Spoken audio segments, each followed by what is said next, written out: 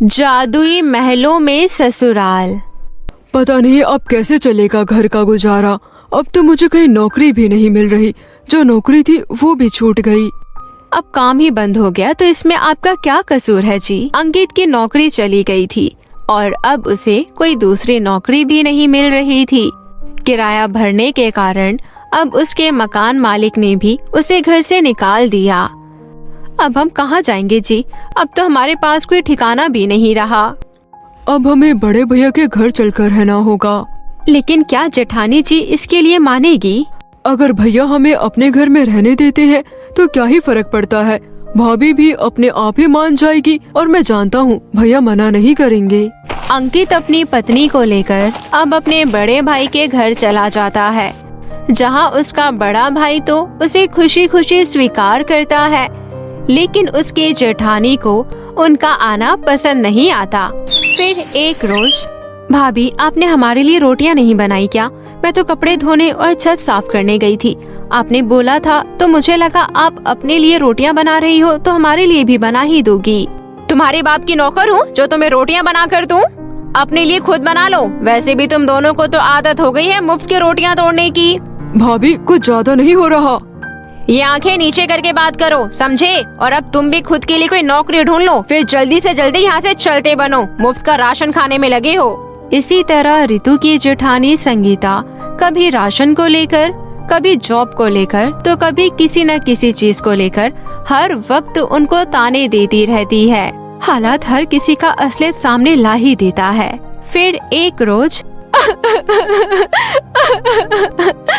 क्या हुआ संगीता, तुम रो क्यों रही हो?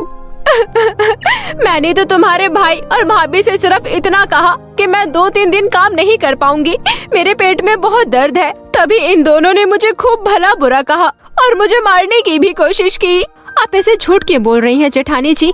क्यों जेठ जी को भड़का रही हैं? तुम दोनों को मैंने मुश्किल वक्त पर साथ दिया, लेकिन तुम तो मेरी बीवी को परेशान कर रहे हो। अब तुम इस घर में और नहीं रह सकते। चलो निकलो यहाँ से और ढूंढ लो खुद का नया ठिकाना। अंकित का बड़ा भाई अपनी पत्नी के कहने पर उन दोनों को घर से निकाल देता है। वो दोनों चलते चलते जंगल की ओर चल पड़ते हैं। तभी वहाँ पर एक बूढ़ा आदमी आता है। बड़ी भूख लगी है बेटा, कुछ खाने को मिल जाता तो बड़ा उपकार होता तुम्हारा। उनके पास 2 फल थे जो उन्हें रास्ते में कहीं पड़े मिले थे। भूख तो उन दोनों को भी काफी जोरों से लगी थी, लेकिन उन्होंने अपनी परवाह ना करते हुए वो फल उसे खाने को दे दिए। उस फल को खाते ही वो बूढ़ा एक राजकुमार के भेष में आ जाता है। अरे ये चमत्कार कैसे हुआ? आप क्या कोई जादूगर हो? नहीं, मैं एक जादुई राजकुमार हूँ जो राजलोक से आया हूँ। मैंने देखा तुम दोनों बड़े ही नेक दिल इंसान हो। तुम दोनों को खुद भूख लगी थी, फिर भी तुम दोनों ने अपनी परवाह ना करते हुए मुझे वो फल खाने को दे दिए। मैं अपनी अलौकिक शक्ति से देख सकता हूँ कि किस तरह तुम पर झूठे इल्जाम लगाकर तुम्हें वहाँ से निकाल दिया गया। तुम्हारे साथ भाग्य ने अच्छा नहीं किया, लेकिन अब तुम दोनों की सारी मुश्किलें खत्म हो जाएगी। लेकिन वो कैसे?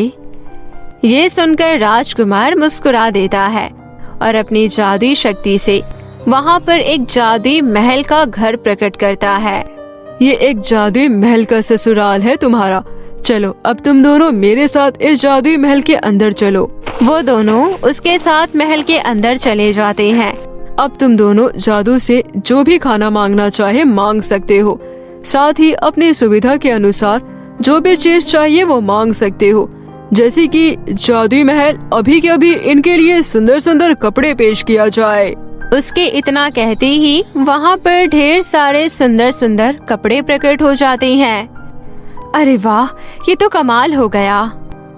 सच में जादुई महल, हमें भूख लगी है, क्या तुम हमें खाना दे सकती हो? उनके इतना कहते ही ढेर सारा शाही खाना प्रकट हो जाता है, जिसे वो लोग बड़े ही मजे से खाते हैं। आपका बहुत बहुत शुक्रिया राजकुमार जी, ये जादुई महल का ससुराल पाकर तो हम धन्य हो गए। इसके बाद राजकुमार उनसे अलविदा लेकर अपने राज्य लोग वापस चले जाते हैं। रितु और अंकित खुशी खुशी उस घर में रहते हैं। एक रोज संगीता उन दोनों को महंगी गाड़ी में घूमते हुए देख लेती है और उनका पीछा करते हुए जंगल में बने जादुई महल के बाहर पहुंच जाती है, जहां ऐशो आराम में देखकर वो जल भुन जाती है और उनके पीछे से महल में मिट्टी का तेल डालकर आग लगा देती है।